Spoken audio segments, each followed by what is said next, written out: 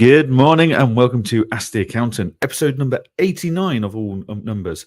You're joining me live with Mr. Aaron Patrick. We are at the Brandon Hall Hotel near Coventry. We've been having a busy weekend, not very many hours sleep. And unfortunately, that's not because we've been partying all night, every night. It turns out attending the F1 is hard work. Like, there's a lot of good things that go on in the F1. No, I'm not on mute. Have we got audio? Yeah. Wonderful. So, welcome as always to all of our viewers and listeners. We are at Brandon Hall. So, we were at the F1 all weekend at Silverstone watching Hamilton win his first victory since 2021, which was a fantastic achievement. We've got loads of great topics as always. Today's episode is, as the last few weeks has been, sponsored by Apron. We'll talk more about them later on. But yeah, Aaron, what a weekend. I mean, we've had every type of rain going, right? We certainly have. Before do you want to mute when I'm? Yeah, cool. We're working this one out. We're in the same proximity, everyone. In fact, actually, before I go any further, if everyone can do a bit of a check for us, a tech check, just to make sure you can hear us okay. Videos now come on, Natasha, but thank you for that one. And go from there. But what a weekend. What a weekend. Yeah, I mean, this is, I think more importantly, we need to find your experience of it, and I'll go through mine. But you've got to admit that was some show that was put on. Yeah, I mean, so I'm using a Ultra Human health tracking ring at the moment. It is screaming at me, to say the least. So I think I've averaged 4 hours of sleep since Friday a night. And on top of that, I've done like 12,000, 13, 14, 15,000 steps a day. So I am going to get home tonight and my body is going to collapse in shock. But what a weekend. It's very festival-like. Like, you think you're going for the F1, you think you're going for a race, but actually the whole event is very, very festival-like. And actually it's a festival with a race involved. And watching the F3 and the F2 was incredible. My wife turned around to me and said, actually, we think we might have to start watching the F3 more, because she likes the design of those cars. So, you know, if people were going to these events and coming away and it's building an audience for the lower domains of Formula racing, like the F3s and the F2s, then I think that's a great result. Yeah, incredible event. It's hard to just sum up in words how good an event it is. I'd say there needs to be more work with their organization and their logistics. Trying to get out last night was horrific. The location is a nightmare because it's just on a small country lane. Like, it's not got the infrastructure it needs. But as a whole, I mean, we know Marcus from Bright Manager, who left Bright Manager recently, was there, and he and his wife were camping, and he was saying to me he's had such a brilliant time with camping and stuff, even with the adverse weather. I mean, we've had ponchos, we've had our coats, we've had gilets, we've had umbrellas. I mean, we got through a few umbrellas with the weather conditions. But it was all worth it, wasn't it? Like, we got to sit there and watch Hamilton win his first race in years. We got to see Lando Norris. We got to see Max Verstappen nearly beat his car, and the whole crowd cheer. Like, I've never come across anyone that's that disliked as a driver, but he's achieved it. That's quite an achievement.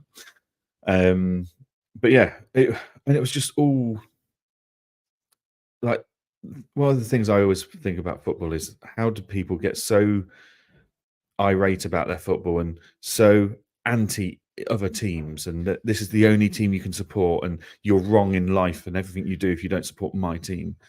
Whereas, and you know, everyone has to be kept separate and the policing and stuff. Whereas F1, every single kind of team was represented there. Like, and it was just so community driven. Like, everyone was chatting, everyone was friendly. Yeah, what an event. I mean, yeah, blown away. The wife and I are already looking at different weekends in different countries, maybe that have got better connections and ability to get to and from the event without walking for 5 miles across fields. But yeah, incredible event. Really enjoyed it. I mean, Ash and I even had Engager t-shirts printed for this very purpose. So we've got our Engager t-shirt with our partners and sponsors on each sleeve, F1 inspired, which was great fun. But yeah, I mean, your second time going, Aaron, how was it? What were your thoughts this year versus last? I think this year for me was an opportunity to do more than just the track, because I did exactly what you did first time, and we did for the first 2 days, right, where we just sat at Cops Corner and we watched every little bit that went on that first track, because that's what we're there for, right? Like, that's what we enjoy. But as you said there's so much more that you can do. There's so much more that you can be involved in. So day one, I was lucky enough to go to the hospitality area. So I got to go into the inner track with QuickBooks, and that was an amazing experience. Like, just seeing the guys from QuickBooks and seeing the people there. So shout out to everyone who was there on that Friday. It was a really great event. Hospitality is completely different. I'm not 100% sure that that's how I enjoy watching the racing, if I'm completely honest, but the experience, the showing off behind the scenes, all that sort of stuff was absolutely amazing. So can't thank QuickBooks enough for bringing us there. Then after that, we kind of got to experience Hamilton Straight. So I got to sit on the grandstand and watch that bit there for a few minutes. That was absolutely amazing. Wife and Ash, they spent all day looking over at that bit. It was fantastic. Got to go see the festival area. So there's a whole main stage, and there was all this bit there. I think what I've learned is that, like you've already mentioned, it is a whole experience, right? It's a whole festival. There's so much to do. For anyone who's into their social media food, there was the Spud Man was there, so he was selling all his spuds, and we got to queue up and just experience that. Get on his TikTok live, and just see what the hype was about. It was brilliant. There was a football there as well. If you look on Instagram, there's images of Lewis and George watching the football on the main stage with the people on the main stage. Like, they're the sort of experiences that you're always going to remember. And thankfully, we got a good result out of it. So, it's always going to be a good memory. If that was a bad result, I don't think that would that would be quite dampen it. But yeah, it was brilliant. The race itself was absolutely fantastic. Couldn't ask for anything better. Changeable weather conditions, some really clever pit strategies going ahead. Some dismay as George Russell just didn't finish the race when he was in contention. PS3 being left out too long. Just all those sort of bits. And I think the one question you asked me at the very beginning last year was, what do you prefer? Well, not what do you prefer, but what's it like compared to TV? So what was your opinion of TV versus live? So it is different. I don't feel you get as much insights, but we actually went out and got those ear radios that you can get. So we did have live commentary. If we didn't have that live commentary coming in through our radios, we wouldn't have really known what was going on. Whilst they do have it on the big screen, so you can see it from all the angles, so you kind of see what the TV people can see. You can't hear the driver's radios, but you can see that they're playing them. And you can't... there's just not the analytics behind it. Even on the radio coverage, they weren't doing the replays as much and stuff like that. So yeah, if you're going to go, you definitely need the earpiece to get the commentary to understand the bigger picture of things.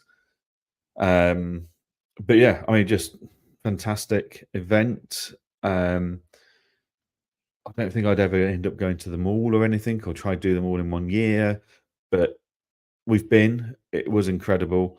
And we're looking at some of options to do more city-based ones or something maybe in the future. But yeah, I mean, if you ever get the opportunity, definitely worth, even if you don't go for the whole weekend like we did, if you just go for the day, that race day, definitely worth it. Yeah, really good. Agree more. The race was absolutely, yeah. And we couldn't have asked for a better race, I don't think. I think, obviously, we've not said it yet, but Lewis winning was just, like, that is just a moment I'll cherish forever, right? Like, getting to see him. I mean, there's a reason your voice is husky. Yeah. Because you didn't stop cheering. Yeah. And Every etc. lap. You've ruined your voice for it. But yeah, it was brilliant. So let's make sure we include everyone who's here on the. I know you can't see it, but I'll shout it out. I'm looking at a webcam. I've not got a screen. First of all, Natasha says good morning. Good morning, Natasha. Dave says good morning, all. And Natasha, how was you went to go and watch someone Kaiser Chiefs at Lincoln Castle, I believe? Yeah, it was. Yeah. So yeah, how was that? Dave says good morning. Morning, Dave. Kirsty says good morning. Good morning, Kirsty. Natasha said originally there was no video, but we've sorted that. Cool, all sorted. Kirsty says, look at you two with your handheld mics like F1. Well, these are new microphones that Aaron's been playing with. Aaron, you got exclusive access to these a couple of weeks before they were available to be sold in the UK, didn't you? So yeah, they're very nice microphones. Like I think they're picking up sound. We'll find out later. But yeah, like comfortable to hold and stuff. So yeah, really good bit of kit. It's like you've already read the comments. Jada Lee says, sounds good. Excellent. Clive Hand says, sound and video is good. Sounds like a well-enjoyed weekend. It was. And I think he's figured out his name. He's Clive Hand, the QuickBooks accountant, which we like, with a little wave emoji. So good work on that one. Natasha says, all working now. Excellent. It's always the risk, isn't it, when we're doing these little pop-ups? Like, we try to minimize our kit as much as possible. So we're literally running on a MacBook Air, 2 Rode mics, a receiver for the Rode mics, and I'm talking to you through the Osmo Pocket free camera, which is the most minimal podcast setup we've ever tried to do. So it's always a bit risky trying to make this stuff work. Sue says good morning with an F1 emoji, Ferrari one. Maybe that means she's a Ferrari supporter. Didn't do well this weekend, did they? Bless them. But it's nice that Sue turned up on time today, so kudos. Which is more than the Ferraris normally do. Paul W says morning, guys. Good morning, Paul. Michael MLS says take it easy on football team sporting. Yeah, this is not the first time you've had someone tell you off football team sporting this weekend, was it? What about Paul Liverpool? I mean, I might have referred to Liverpool in a less than positive light, but I don't know. I think you don't ever see headlines of F1 violence and etc. Like, I know it's a minority, but when a sport is so well revered in society, it can't afford for that minority to be giving a negative impact. Like F1, I just think they nail. Yes, we've all got our favourites, but we're all there to admire the sport, the skill, the talent, and it's just really, really friendly festival-like atmosphere. I know I keep going back to that term of festival, but it really is like that, isn't it? Like, it's absolutely amazing. I mean, I've never had a bad game of football, but yeah, there's definitely a perception, isn't there? Yeah. I love watching love watching my MotoGP at Silverstone, says Natasha. I can imagine the MotoGP is, fantastic. On the same level. Yeah, it'd be amazing. Kirsty says, wow, amazing in a circle looking at the grid wall yesterday and then celeb spotting, including Brad Pitt. Brad Pitt wasn't only there, but he was racing in some car with cameras all attached to it. Because keep an eye and actually go and do a Google to everyone and have a look at the trailer for the new F1 movie with Brad Pitt, because we may be in it. So yeah, they were using that Silverstone day as one of the parts of the storyline. He was driving around, he was involved in pit crews and all that sort of stuff. Really, really cool experience. So yeah, it was that's what it's about, right? Seeing all those celebs and everything that's there. It's cool. Yeah, and the advert that got released this weekend in line with Silverstone for that movie looks fantastic. Like, that's going to be, because it's an Apple production, so that's going to be that's going to be their big push next year. Next summer, it'll all be about that on Apple TV. And Natasha said they were awesome. I assume that was the England team. maybe. No, that'd be the Kaiser Chiefs. Oh, at right, Lincoln of course Castle. it was. Yeah, of course it was. Yeah, no, glad you enjoyed it. Off to the Killers tonight, so yeah, I'm fully aware. Natasha says that film looks great. Sorry, Kirsty says that film looks great. I'll be watching. Ford vs Ferrari is one of my favorites. Yeah, it's a quality great film as well. And then thank you, Kirsty, for sticking the link in for that film, because everyone should go and have a watch. Maybe not now. Maybe give yourself wait for us to finish, right? 50 minutes. And yes, please, says Kirsty. Cool. All right, what's our first topic then? Because we are here to talk about the world of accountancy. We are. And sponsored by the wonderful people at Apron. So take it away. First of all, we want to revisit an article or topic we discussed last week. So last week, ahead of some of our other podcasters and news review sites, etc., we went and covered the news about Pixie being sold. We'd known about it for a while, but last week we weren't able to tell you who'd brought them. And technically, we still don't know in the public domain as such, unless you do some digging and sleuthing. But something caught my eye on the Pixie website later last week, and once I gave that granular bit of information to Detective Patrick over here, that was it. He was off to company's house and down a rabbit warren. So we now know that Pixie, which Kelso, the founder, left last weekend, has been sold to a Canadian and Australian partnership who are currently responsible for delivering the Successful Bookkeeper. It's a mentoring coaching program / podcast over in Canada. So it's quite an interesting angle that they've decided to branch into. From what our understanding is, this is their potentially first software acquisition. But yeah, so I was on the Pixie website, as I do. Whenever there's a change like that, I go and have a look at the Pixie website. Have they updated anything, etc.? And when I got down to the bottom footer, it had changed from Use Pixie Limited to Pixie International or something like that. So dropped Aaron that little line and said, "Oh, have you seen this?" And that was it. You were off, weren't you, Detective Clouseau? And what did you find out? So we've seen a couple. I've been doing exactly the same for all of acquisitions lately. So, if anyone wants to go look at Lightyear, for example, and you can kind of see what you tend to see when some big corporation comes and swallows up one of our favorite software providers, and because it's a sensitive topic for us all, right? We've all seen good and bad situations of where people get acquired, and what's that like for the end user, and we all want to be a little bit we want to get as much information as we can. Interestingly, from this one though, was the old companies now but by the sounds of it, not being used, so it's that's gone, so not a gobble up as such, which is what we tend to see. It's not it doesn't look like a share acquisition, does it? It looks like an asset purchase. Exactly.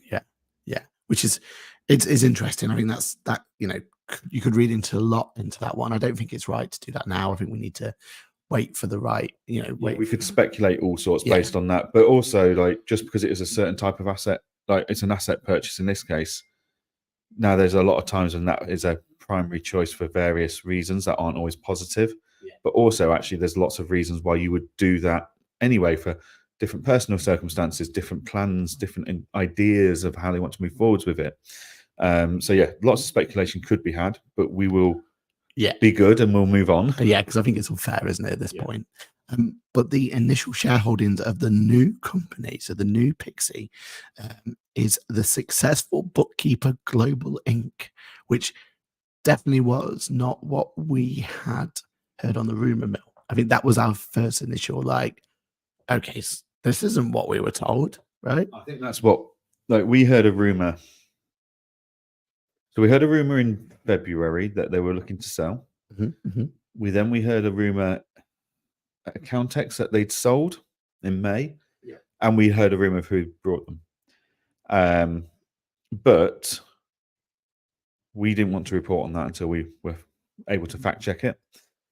And then last week, it was public knowledge that they'd sold, so we were happy to report on that bit, but we still weren't happy to report on the who brought it bit, because that was still speculation, and thank goodness we didn't. But also, I think because it wasn't what we thought and expected, I think that's why we were both a bit more intrigued to do a bit more digging on that front. So yeah, it's all fact checked and verified at Company's House. So carry on.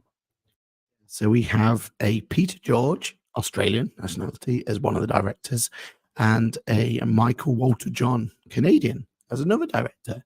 And if you look at those two, when you look at the company, the Successful Bookkeeper Global Inc. Limited, I'm making this very, very simplified, but they are podcasters in the podcasting world. I think you found they do more than that, don't they? They've run some. Yeah, it looks like podcasting is like their lead generator to get to get coaching and mentoring, and that's a fairly standard practice in any country. Like, if you look at people like the Six Figure Bookkeepers, they've got a podcast that helps generate paying coaching and mentoring clients for them. If you look at Reza Hudder, he's got a podcast, and that leads to paying mentoring coaching programs that people sign up to. So that's fairly standard practice and normal. I have a couple of years ago, maybe, I had listened to the Successful Bookkeeper podcast, because there's not a lot of, especially 2-3 years ago, there's very little in that space for podcasting. It was very good, but it was very Canadian American focused, which that's where they are. That's fine. That makes sense. But it meant one's Australian, so yeah. But basically, it meant the content. It was a lot of technical content back then, which meant it wasn't really relevant for the UK. Which meant I didn't stay on listening to it and becoming a fan of it as such. But yeah, no, it's just what's the angle with the software? That's what's interesting me here. Yeah. We don't know their caliber, do we? From what we can tell, we don't think they've got any other software. Maybe they do. Maybe it's like, you've got to go more into the deeps. And we don't listen to their podcasts on a frequent basis, right? So maybe they think, and let's be honest, like Pixie aren't going to sell to people who don't know what they're doing. So we're confident that th're people, they're going to have good intentions. But, your expectation at this point from the likes of Pixie, who, let's face it, brought something new to the practice management world. Again, my opinion is it's not a practice management solution, but we can talk about that till the cows come home. But their approach of task management, their way of doing task management, they were one of the first ones to bring things like emails into it, right? Like, and they were put a big reliance on emails being brought into your practice management, task management solution. Your expectation is that they've built this software, this credible software at this point, and you're going to sell it to a big corporation for a lot of money, right? That's the dream, right? Not for every practice, not every software out there, but that is like, for a lot of software, that's the dream, isn't it? Like, you go out there, you build something, you sell it, and everyone's happy. I can't imagine this would have sold for a massive amount, because it's not a big corporation buying it, right? Like, maybe we're wrong. Maybe they've, borrowed a load of money and they've put it into here and all this, but it doesn't feel like that's what happened. And this is definitely not a let's acquire it and then let's bring it into another big solution, like, into a bigger ecosystem. This is definitely, they've acquired it. They've obviously got plans for it, but they've not told us what those plans are yet. But this isn't an acquire to bring into a bigger ecosystem. This is an acquire to something else, isn't it? I think that's quite new in our industry. We've not really had that before, had we? No, as you know, I deal with a lot of acquisition kind of work for various clients that are buying and selling and stuff in my accounting firm. And you see all sorts of reasons and side steps into different segments and industries and stuff. So I think the accounting and bookkeeping software space and industry as a whole is quite tainted by recent acquisitions of the big boys swooping in and venture capitalists swooping in. So HG Capital and stuff like that, landing a lump sum of money to buy a software up into their group and then doing what they do with it. So I think and I speak to a lot of client engager users or engager.app users before Ash tells me off about that and their concerns around engager.app being sold in the future and stuff. And I have to say, like, that's just one acquisition model. What about management buyout? What about a cooperative community style buyout? There's so many options out there that if it works for you and that software, then we need to do that. And we need to be more aware that there's not just one route of acquisition in the software world.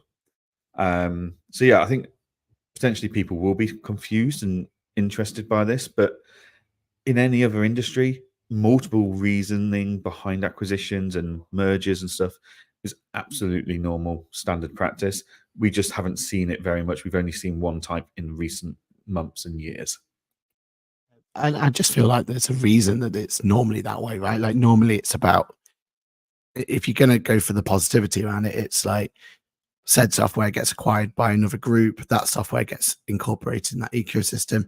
Everyone's supposed to benefit, right? I know we don't get that very often, or it's not the complete norm, but that's what that's what you want to happen, don't you? You want it to be acquired by a group, come in there, like new features get added, new, pricing points, that's what you expect to happen as the end user. Yeah.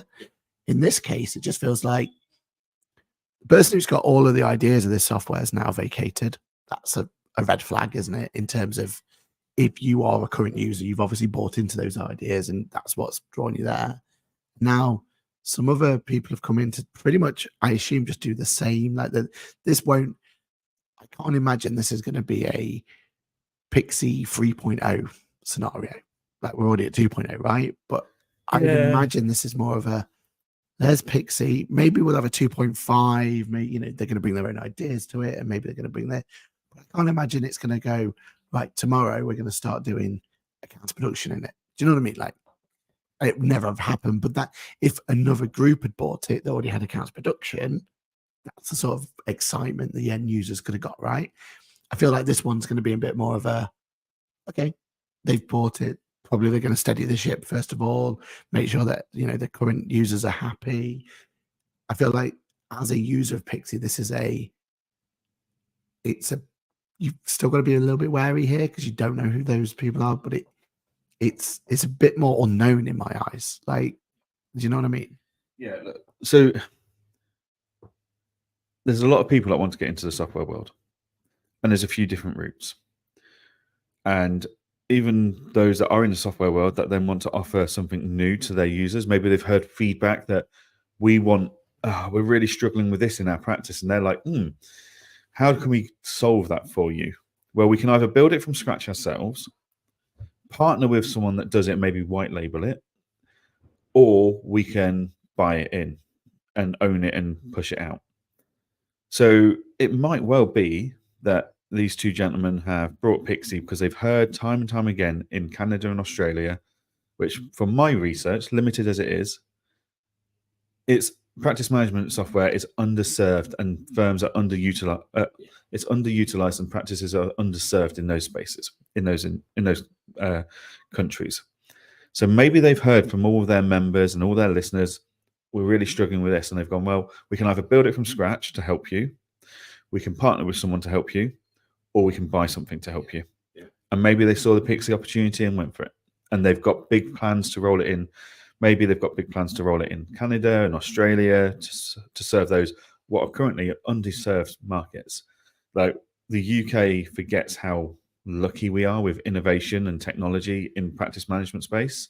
We have got so many options, whereas in other countries, those options just aren't there. In like maybe you've got 1, 2, or 3 players, and that is it. You haven't got big players right through to small players like we have in the UK. So maybe that's their angle. They've decided, right, we're hearing the pain point. We're going to try and solve that pain point. We've got 3 options. We either partner with someone. At which point is that going to get us the prioritization and development stuff we want?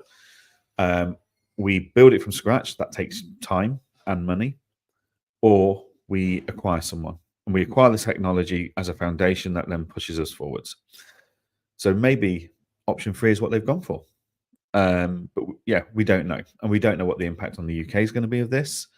But yeah, I mean, we're fairly sure that this acquisition is the reason that QuickBooks has now launched practice management free of charge, which you guys covered in QuickBooks Labs last week, for the foreseeable future.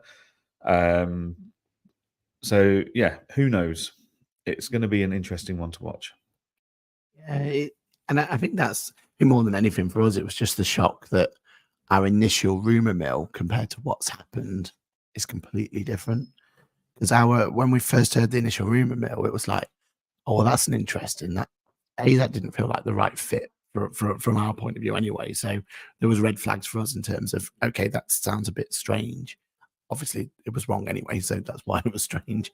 But I think in my head, I was like, okay, so now what's next? What's next for the UK market? I think you're right. I think the play here is for the international market, isn't it? And people who've bought it, they're going to be more interested, and rightly so, in their regions that they're doing really well in, and that they can bring part to the table with. So I completely and 100% understand that this is a play for the international market. But if you were a Pixie user now in the UK market, what's going to happen to you? Because they're going to, from a development point of view, the resources are now going to be on making it ready for the international market, surely. What new features is going to come along for the UK market? Speculation here is probably minimal at this point, right? So you've got to make a decision as a Pixie user, what's right for you, haven't you, at this point? Yeah, I mean, Pixie was already international. They've got a good footing in Europe as well. And I think that was part of their challenge, was trying to service all their different markets with the developments that all those markets were screaming out for, because every nation's accounting and bookkeeping software and technology advancement is in different states, and requires different levels of support and different features to help deliver what they're looking for, and that's normally driven by taxation law, etc. So obviously e-invoicing is a huge thing in Europe at the moment, whereas it's a real non-starter for us because we're more worried about MTD. Anything that will modernize the banking system in America is a major thing right now because they're still writing checks. So yeah, it's very easy to sit in the UK accounting and bookkeeping echo chamber and go, well, surely this is obvious that everybody's going to need this and need that feature and whatever. But actually, what the UK needs versus France versus Spain versus Portugal versus Germany versus US, Mexico, Canada, Australia, New Zealand, it's all completely different. And that's also why will have noted that very few practice managements go international quickly and successfully. Carbon does really well in America, but they don't seem to have broken the UK market as well as they thought they would have. Accountancy Manager, Bright Manager, did really well in UK and is doing well in Ireland as well, especially now they're Bright. But they've never gone global. They've never gone to America and Canada, and that's because it's a very different requirement set out there. Like, we've looked at it, Engage.app, but we've got ideas, but executing those and getting a foothold and getting a profitable return on that, it's a huge challenge. And it's not one we're going to ignore, Engage.app, but it's not one we're underestimating. 100%. Okay, and Clive finishes off this topic quite nicely, saying UK are spoiled, full stop, lads. He's not wrong, is he? Let's be honest. If you look at the Irish at the moment, and they're we are very blessed to have the software options that we do. Yeah, and I think the frustration for Clive and his peers over in Ireland, and Tim Charleston and his peers in places like Guernsey and all the Channel Islands and stuff, is the UK is next door, and we have got our pick of the toys, and they are barely getting the scraps. So yeah, it's definitely one of those that we forget as users how lucky we are, but we are very lucky, and there's a lot of opportunity out there outside of the UK. As a software company, it's just working out how you tap into that, and buying a software that is functional and delivering a product and adding that to your own local knowledge of an area like Canada, Australia, gives you probably the best opportunity you can to break that market. And speaking of knowledge, how would you get knowledge of receipt capture tools? Well, I generally find that Apron is my one-stop shop. And if you notice, they've done a roadmap and they've done some webinars recently. And so one of the things Apron are now doing, and we've never spoken about this, Aaron, is a pitch to switch. If you're within 6 months of the end of your contract with any other receipt capture software, and you're interested in switching to Apron, Apron will now give you the rest of your contract duration up to 6 months with the other receipt capture softwares for free at Apron. So you've got all that time to move your clients over to Apron. So as everyone already knows, Apron is our sponsor. We absolutely love Apron. We've done some great video content. I'm loving the videos we've put out for the trip to Apron's head office. That was a great trip. But as part of any sponsorship, we need to roll the ad roll. We need to get the bills paid, Mr. Patrick. So roll that advert. Okay, so if you thought receipt capture was easy from Apron, check this out. Here I am, chilling at the Apron stand at Accountex. Well, my team needs to make me pay a bill. They've set it up on Apron for me. They've sent me an email. I just press continue to dashboard. Gets me to log in. I authorise the payment. Payment goes out my bank account. You know what's even better? If they need me to pay 10 bills, I only have to authorise it once. I make one payment. That's it. Job's a good one. I can go back to drinking coffee with the Apron guys. Brilliant. So it was literally that simple. We were out for dinner the other day, took a picture of the receipt. It's in our product, it's our finance management software now, all ready to go. Easy, quick and easy, simple. It was there and processed and ready to go before we'd walked. I mean, we hadn't even got our coats, had we? We'd taken a photo and it was there. So yeah, fantastic bit of kit from Apron. Thank you to Apron for all of your support, as always. Right, next bit of news. There's been mainly it's a website update from our friends at Free Agent, and they have launched a new page listing all their integrations and partnerships. Now, Aaron, if I said to you like, "Oh, how many integrations or partnerships do you think were on that web page?" I mean, what you'd probably come back to me, what, 5 or 10? Well, you'll be surprised by how many are in there. The focus that Free Agent have put onto integrations recently is phenomenal. Now, obviously, they integrate to best-in-class apps like Client Engager or Engager.app. They've got a new integration with Xenon that's working really well. I've really enjoyed using that in my firm, and it means that all of my clients now, from Xero, QuickBooks, and Free Agent, we're doing fantastic health score reports with them. But they are connected to Bright Manager, Iris, like so many integrations now. And I think they've kind of flown under the radar. Like, we all know the Xero App Store is packed with integrations. Quite frankly, a lot of them, same with the QuickBooks App Store, are softwares that you'd probably never go near. Like, never heard of, never seen. Do they really add any value? I don't know. Are they fully functional? I don't know. I haven't got the time of day to look into it.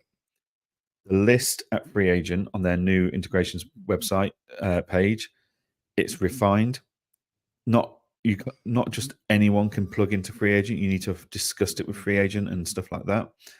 I know that they are hoping to talk with Apron and to get something with them done very soon. So the fact that when I look at the Free Agent integration page, I know all of those, and there's a lot more there than I ever realized, are actually high quality integrations that are going to do the job, add real value. It's not just a random cash flow tool that no one's ever heard of, and it turns out actually it's in South Africa and they've just plugged in because they can, and they've put it into the App Store because they can for QuickBooks or Xero, and hoping that will be enough to get some users. So Free Agent's new integrations webpage. Have you had a look at it yet, Aaron?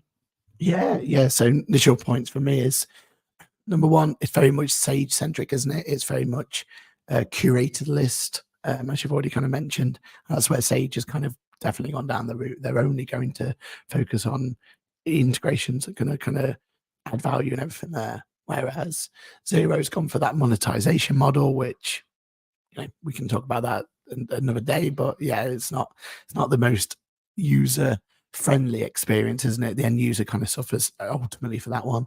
And then QuickBooks, I mean, QuickBooks' biggest asset is the fact for their app store is they've got apps.com. So www.apps.com is theirs. So they are going for this mammoth of a collection and then go through from there. And as you said, that comes with plus and minuses, plus because you've got so many different options that, pretty much any solution you want can get connected. But the minus is it's really difficult to find the good stuff, cream rising to the top, that sort of scenario. One thing I would say about the free agent that I'm a little bit disappointed in, though, is that they don't have everyone there. And I feel that's unfair.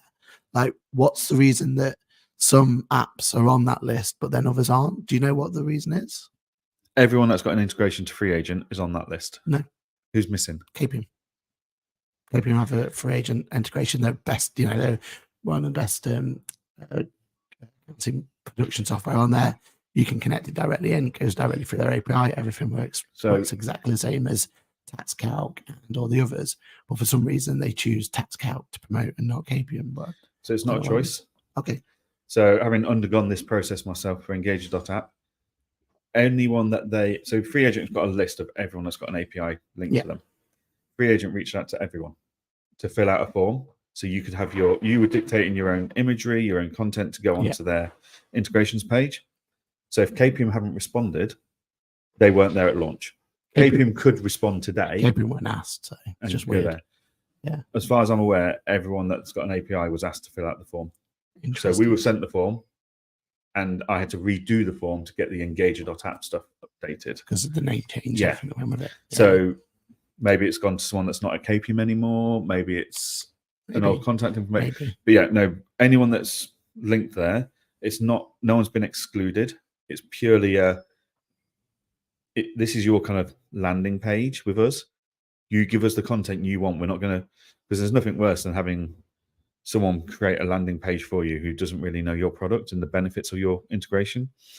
Like I've seen a practice management software who they do an annual report of a comparison of what's the best practice management software for you. Yeah. And it's so poorly researched. I mean, it's also biased because it's written by them to try and convince you that they're the right choice for you. Yeah. But actually, it's so poorly researched, it's actually borderline slander. So do you want that from your new integrations page, or do you reach out to all of your integrations and go, guys, let us know what you do, how you do it, what do you want us to use as wording? And if they've not responded, or if it's gone to an old contact or something, like when did KPM last reach out to them? I don't know. Yeah. Like I'm in regular contact with free agent through Tony Stevens and Jem, and they're fantastic. They're very proactive.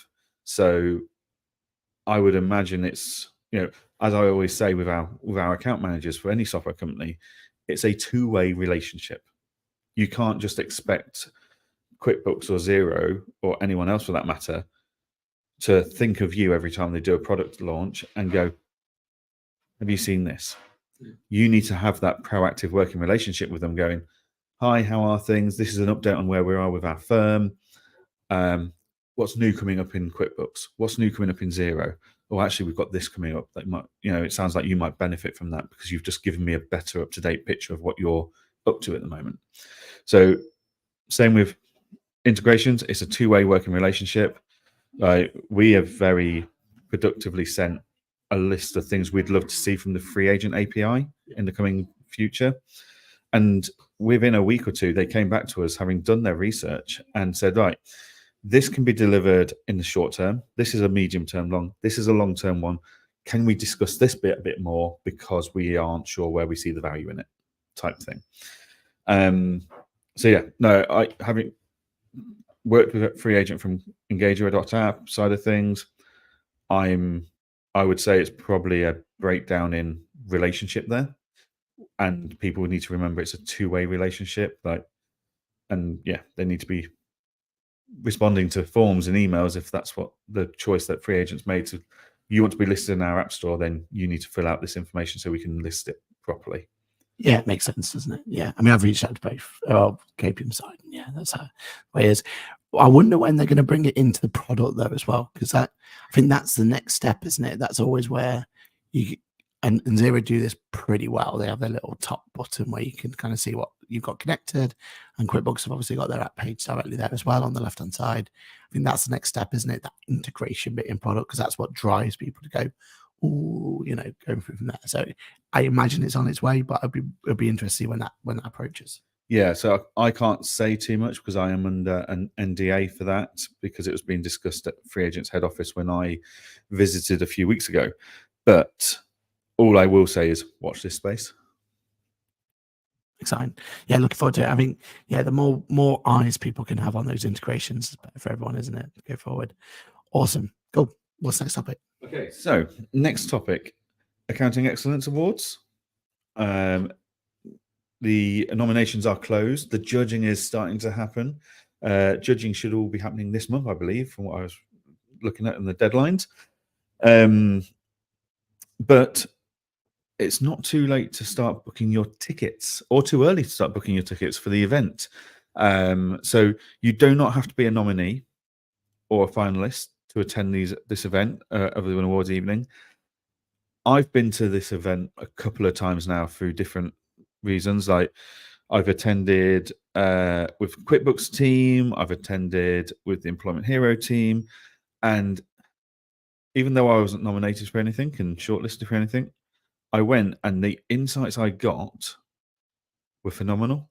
So I was able to go away and go, oh, I want to reach out to that person and just pick their mind, see if they'll be open to a coffee at some point and discuss how they've achieved this, because they might have rolled something out, they might have done a new level of service or something, and it's of interest. And you know what? Most of them are really proud about what they've achieved, and they're really, really happy to share their insights. And you get an insight of that at a deeper level by attending this event. Now, I believe our friends at Accounting Excellence Awards have actually sent you a video, which we can play. And more than that, they sent us the content, and producer Lizzie has created us a nice little video. So let's roll it and see what's in store for you to go and why you should go and get your tickets.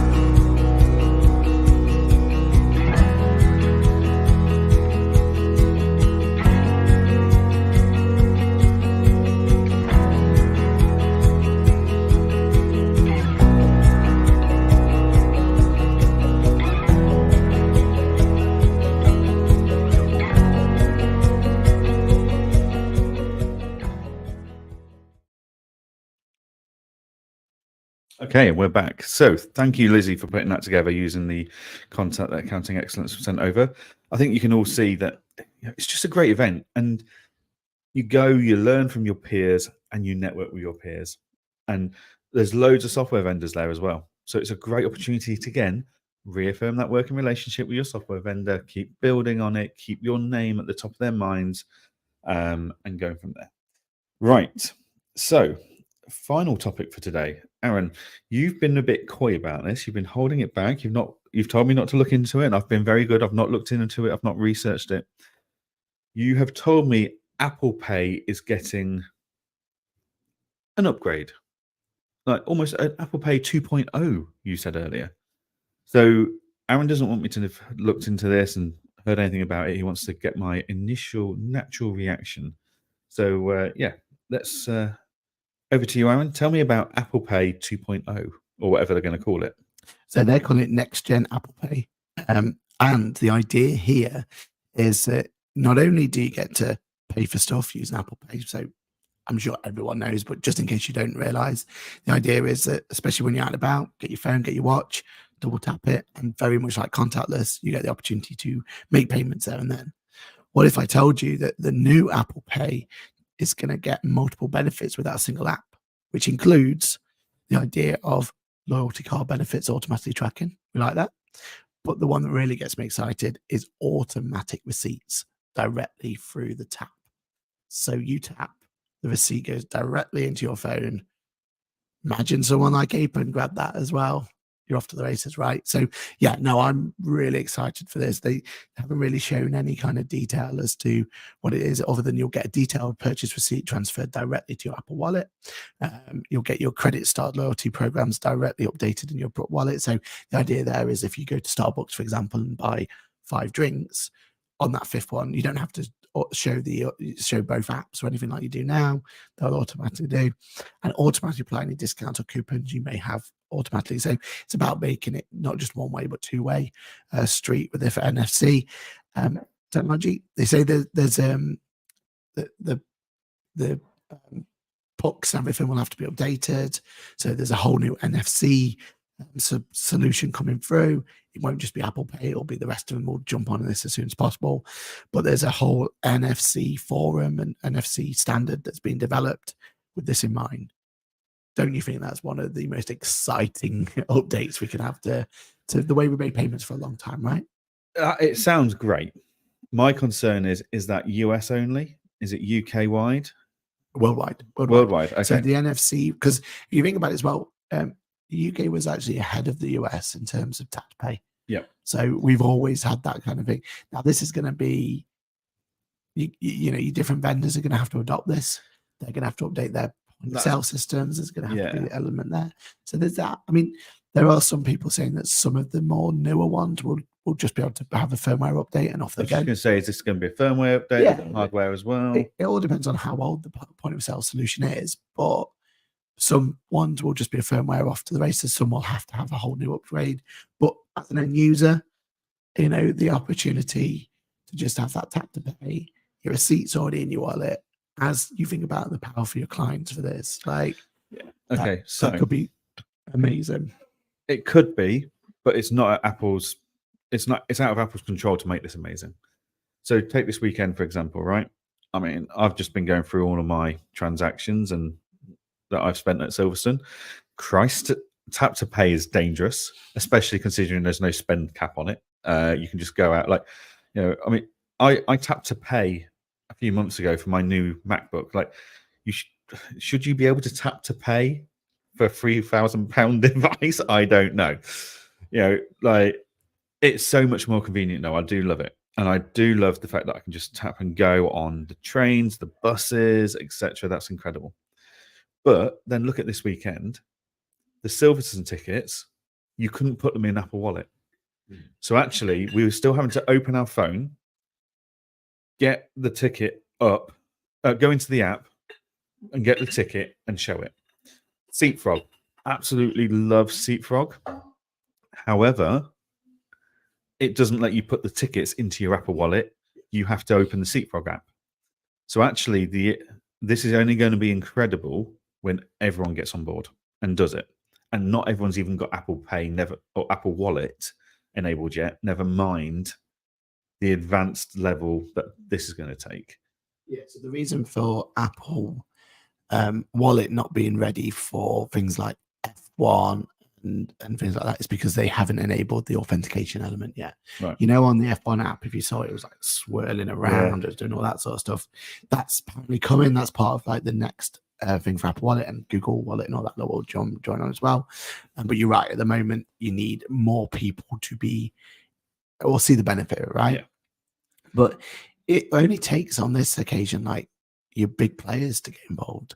Your Squares, your SumUps, your Zettles, your Dojos. If they can get involved and they can roll that out, then that's done then, right? Like that's going to be a big proportion of the people. Big chunk of it. Yeah. And I think that's what it is. And it's the same with anything. Like, I think at first maybe people thought that tap to pay was a bit of a gimmick. And why bother? Like, you just get your card out, it's done. But now, especially with your watch, I mean, this is my headache, right? Everything I did this weekend, I tapped to pay. And as soon as I just naturally, my natural behavior is I go into my pocket and get my phone out. actually, I've yet to build the psychological behavior internally to go, buff, that's my Apple Pay. It's on my watch. But what you have done, like, that's the game changer, right? Because it's on your wrist, it's there, it's done. And yeah, there's the danger of it in terms of overspending and everything else, but just the convenience, right? And if that one notion of me going to make a payment and then I've already got the receipt there as well, it will save time in the queue.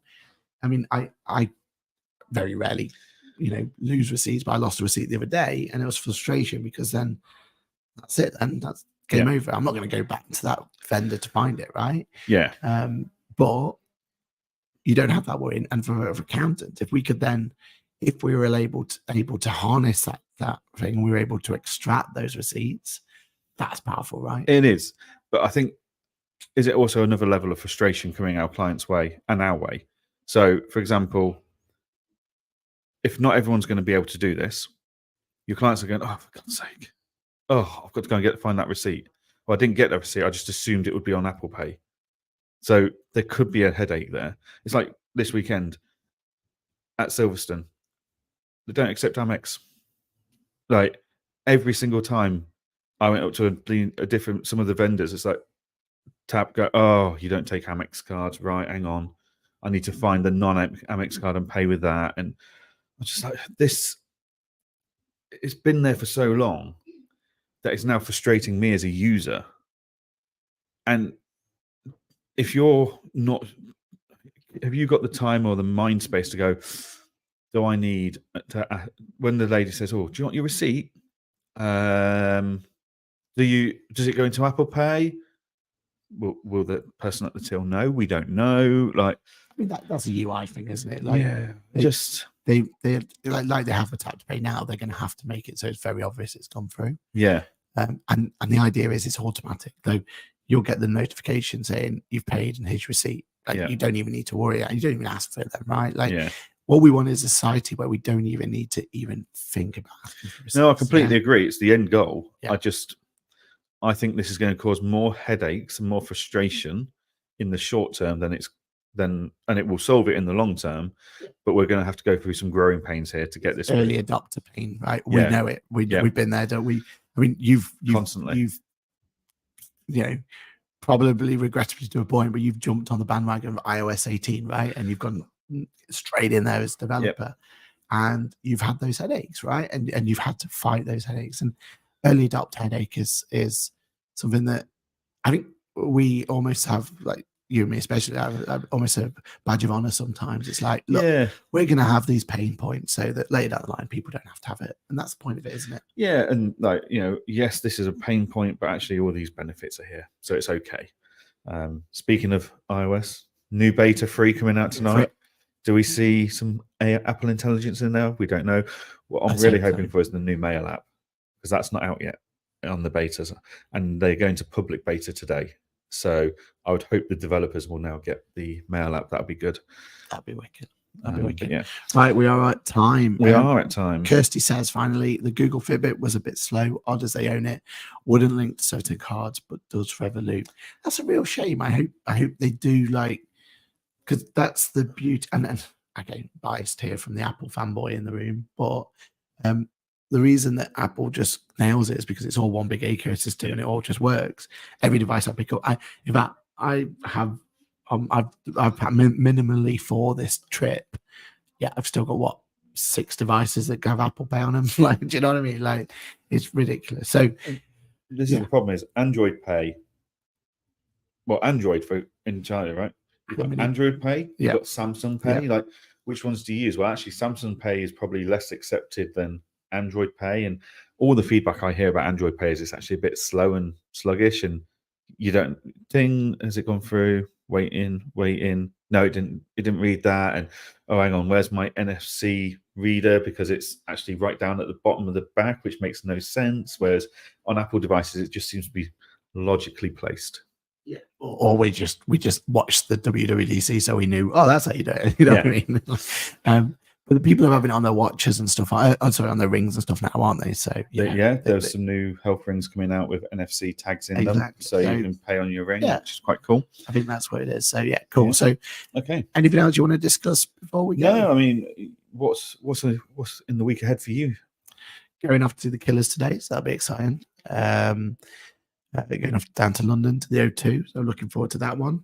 And then I've got a week of and then Thursday off to see Busted in Leeds and with Scout for Girls, and then we'll talk about it on Friday. But maybe the future accountancy is coming to my house, so we'll see. We'll leave it as that as a bit of a teaser. But maybe the future accountancy. So keep an eye on socials for that one. What about you, Jan? But other than recovering this week, back to work. Got Andy Tyrrell, our new customer support at Client Engager, or Engager.app. I need to get used to that. Is starting today. So induction training, supporting him. And then Saturday, I am jetting off to Mauritius for 2 weeks of R&R. Of course, I completely forgot about that. I'll be there. Don't worry, guys. I'll be there on Monday. We'll see. With my cocktail. Not an issue. Otherwise, it might be a solo show next week. It'll be fine. As he's slurring his words. I'll control myself. You're only so many hours ahead of me. It's fine. It'll be good fun. Well, enjoy the holiday while you're there. And Thank you. Yeah, and thanks to everyone who's commented on Ask the Accountant throughout this week's episode. It's been absolutely brilliant. Any final thoughts from yourself, Jan? No, just as always, a huge thank you to our sponsors from Apron. And yeah, we will see you all next week. Thank you very much. Cheers, everyone. Bye-bye. Bye.